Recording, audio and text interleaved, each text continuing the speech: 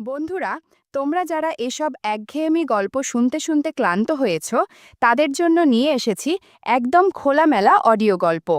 এসব অডিও গল্পের ওয়েবসাইটের লিংক কমেন্ট দেয়া আছে, আর কিভাবে সাইট থেকে গল্প শুনবে সেটার টিউটোরিয়াল দেয়া হলো। সাইটে ঢোকার পরে এরকম বিজ্ঞাপন আসলে এখান থেকে কেটে দিবেন। যে গল্প শুনতে চান সেটাই ক্লিক করার পর যদি অন্য জায়গায় নিয়ে যায় তাহলে ব্যাক বাটন চাপ দিতে হবে। তারপর আবার গল্পের উপর ক্লিক করতে হবে। তারপর এই জায়গা থেকে প্লে বাটনে ক্লিক করতে হবে। প্লে বাটনে ক্লিক করার পর যদি আবার বিজ্ঞাপন আসে তাহলে বিজ্ঞাপন এখান থেকে কেটে দিতে হবে। আমার নাম আরশি। আমি ইতিহাস বিভাগের একজন আগ্রহী ছাত্রী। ইতিহাস সবসময়ই আমার খুব প্রিয় বিষয়। আমার সৎ ভাই সুমন ভাইয়া, বয়স ২১, তার সঙ্গেও আমার একই কলেজে পড়াশোনা। আমি প্রথম বর্ষে আর ভাইয়া দ্বিতীয় বর্ষে। আমরা একসঙ্গে ইউনিভার্সিটিতে যাই প্রতিদিন সকালে।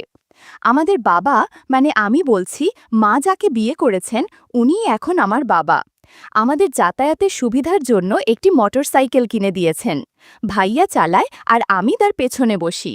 আমার নিজের বাবা মারা গেছেন অনেক আগে, তখন আমি খুব ছোট। মা পরে আবার বিয়ে করেন।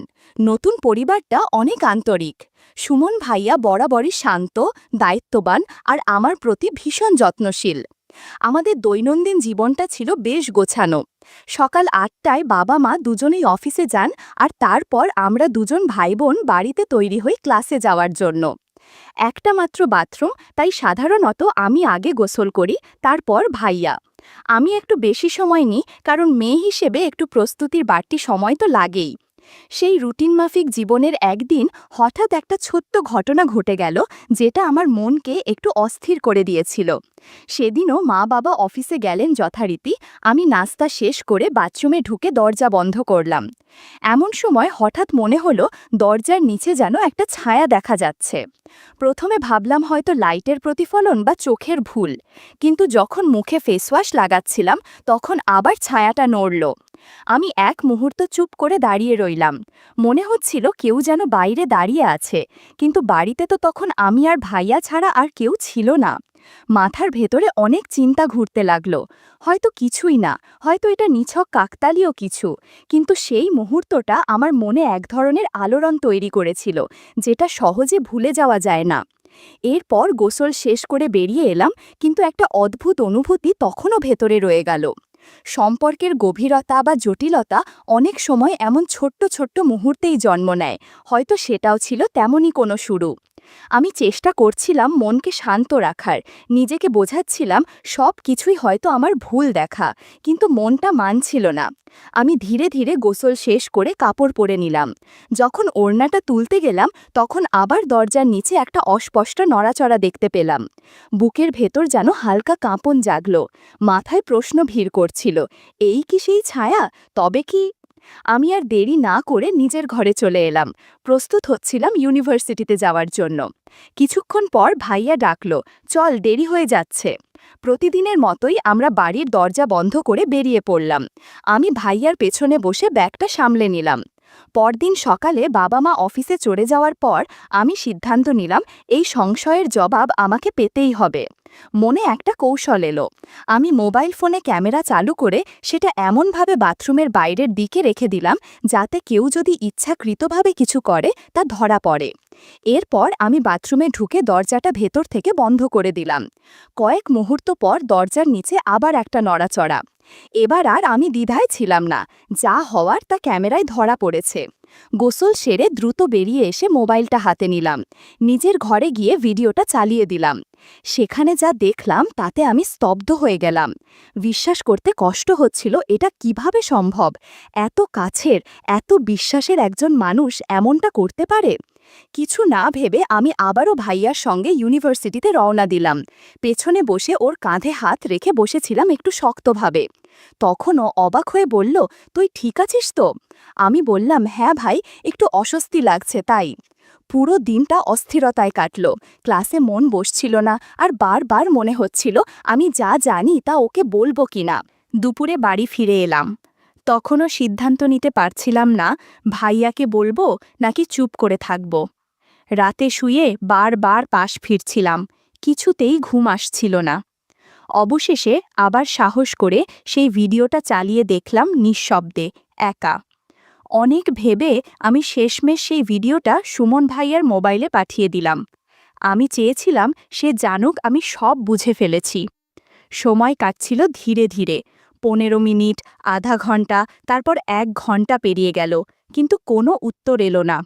সারা রাত কেটে গেল এমনভাবেই, কোনো প্রতিক্রিয়া ছাড়া। পরদিন ছিল রবিবার, আমরা সবাই বাড়িতেই ছিলাম। সকালের নাস্তা সবাই একসাথে খেলাম।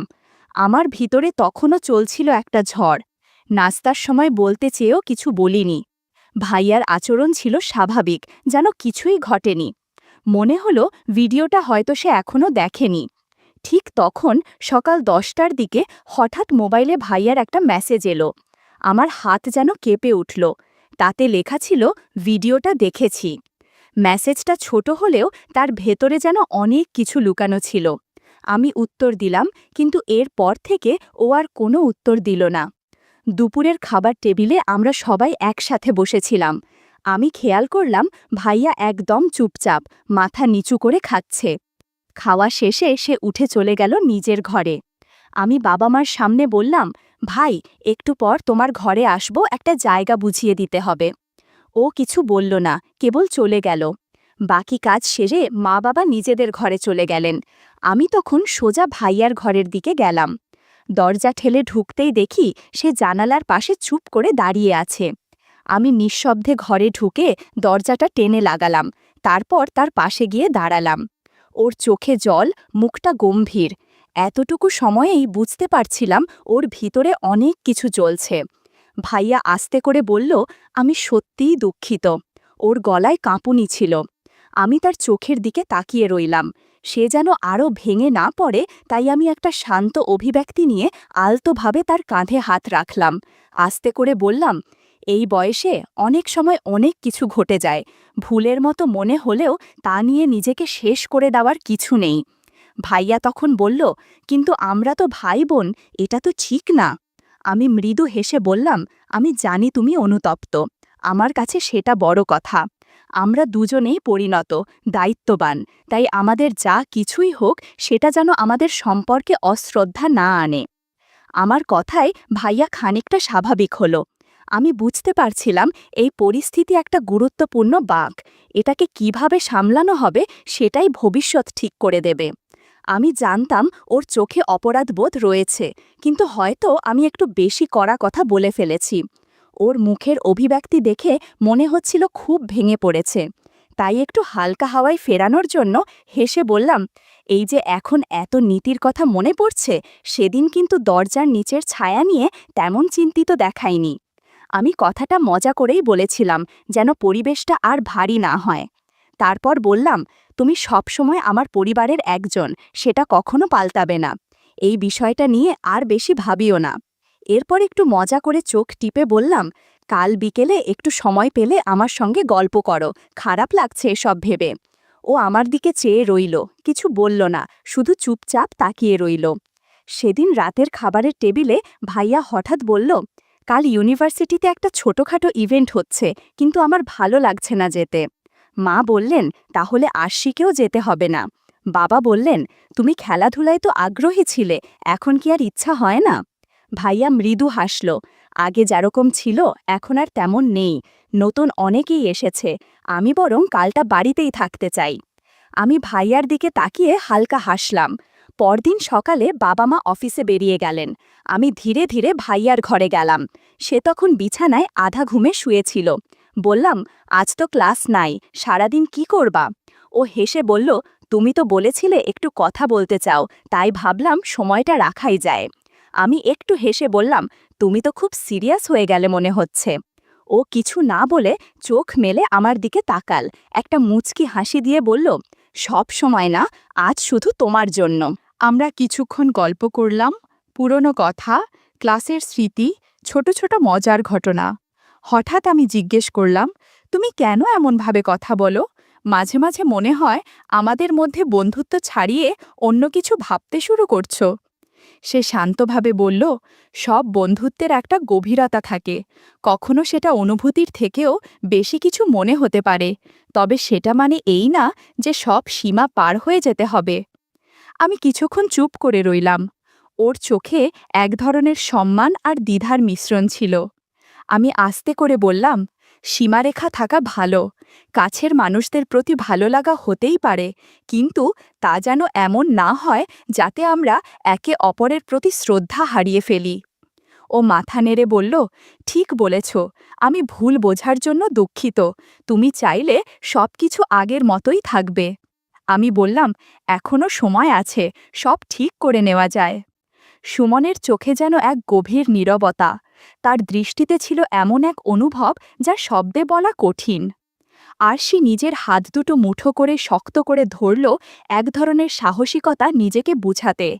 তারপর সে ধীরে ধীরে বলল, আমি জানি না এটা ঠিক না ভুল, কিন্তু তোমার পাশে থাকলে মনে হয় আমি নিজের জায়গায় আছি, সব কিছু ঠিকঠাক। তার কণ্ঠে কাঁপুনি ছিল, শব্দগুলো যেন বুকের ভেতর থেকে ধাক্কা দিয়ে বেরিয়ে আসছিল। যদি তুমি মনে করো আমি ভুল করছো, তাহলে আমি থেমে যাব, কিন্তু বলো না আমার অনুভূতিটা একেবারেই ভিত্তিহীন।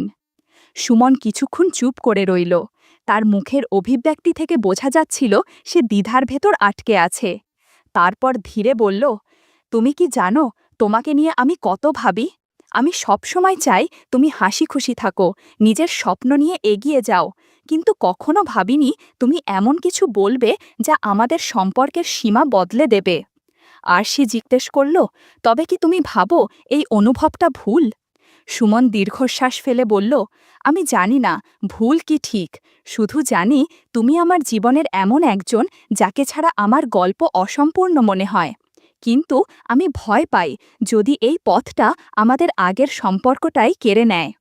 আরশি তার হাত ধরল, বলল, ভয় পেও না, আমাদের অনুভব যদি সত্যি হয় তাহলে সেটি আমাদের মধ্যে একটা নতুন শক্তি এনে দেবে।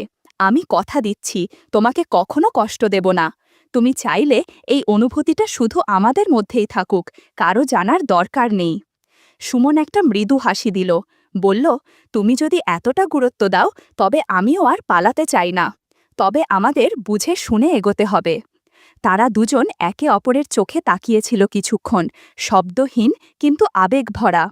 এরপর ধীরে ধীরে তারা একে অপরের দিকে এগিয়ে এলো, যেন একটি নতুন অধ্যায়ের দরজায় দাঁড়িয়ে। সেই দিন থেকে তাদের সম্পর্কের রং বদলে গেল। আগে যা ছিল বন্ধুত্ব, তা এখন হয়ে উঠল এক গভীর ভালোবাসার অনুভব। কিন্তু এই অনুভূতির স্বীকৃতি ছিল কেবল তাদের নিজেদের মধ্যেই, একটি নীরব সংরক্ষিত অধ্যায় যা বাইরের জগৎ জানে না। পরদিন সকালে আরশি কিছুটা চিন্তিত ছিল। সুমন বলল, কি হলো, চিন্তিত দেখাচ্ছে? আরশি মাথা নিচু করে বলল, সব কিছু এত দ্রুত হয়ে গেল, আমি বুঝতে পারছি না সামনে কি হবে। আমাদের পথ সহজ হবে না, সমাজ পরিবার সবাই প্রশ্ন তুলবে। সুমন মাথা নেড়ে বলল, হ্যাঁ ঠিক বলেছ, তাই এখন থেকে আমাদের প্রতিটি পদক্ষেপ সতর্ক হতে হবে। আমরা নিজেরাই নিজেদের বিশ্বাস করতে পারলেই বাকিদের মানানো সময়ের ব্যাপার। সুমন ধীরে ধীরে আরশির দিকে এগিয়ে এসে বলল, যখন ভালোবাসা সত্যিকারের হয় তখন আমাদের কাউকে কিছু প্রমাণ করার দরকার পড়ে না, শুধু একে অপরের পাশে থাকাটাই সবকিছু। আরশি তার কথা একটু আশ্বস্ত হল। সে সুমনের চোখের গভীরে তাকিয়ে বুঝতে পারল এই মানুষটার সঙ্গেই তার মনের যোগ। ভয় পাওয়ার কিছু নেই, সুমন বলল, তুমি চাইলে আমরা আমাদের সম্পর্ক এখনই সবার সামনে আনতে পারি না, তবে সঠিক সময় এলে আমরা কাউকে লুকাবো না। আরশি হাসি মুখে বলল, আমি শুধু চাই আমরা যেন সব সময় একে অপরকে বুঝি, যদি বিশ্বাস থাকে সব বাধা আমরা পার করতে পারব। পরবর্তী কিছুদিন ছিল নিঃশব্দ কিন্তু সুন্দর। তারা দুজনই সিদ্ধান্ত নিয়েছিল এই ভালোবাসা কখনো তাদের পড়াশোনা বা ভবিষ্যতের পথে বাধা হবে না। তারা একে অপরকে স্পেস দিত, সমর্থন করত। কিন্তু ভালোবাসা এমন এক আবেগ যাকে চেপে রাখা কঠিন। একদিন কলেজের ক্যান্টিনে বসে তারা মৃদু গলায় কথা বলছিল, হাসছিল। ঠিক তখনই রিমা, তাদের ঘনিষ্ঠ বন্ধু, সেখানে এসে পড়ে। সে হেসে বলল, এই যে খুব গোপন গোপন কথা হচ্ছে নাকি? আরশি ও সুমন কিছুটা অপ্রস্তুত হয়ে গেল।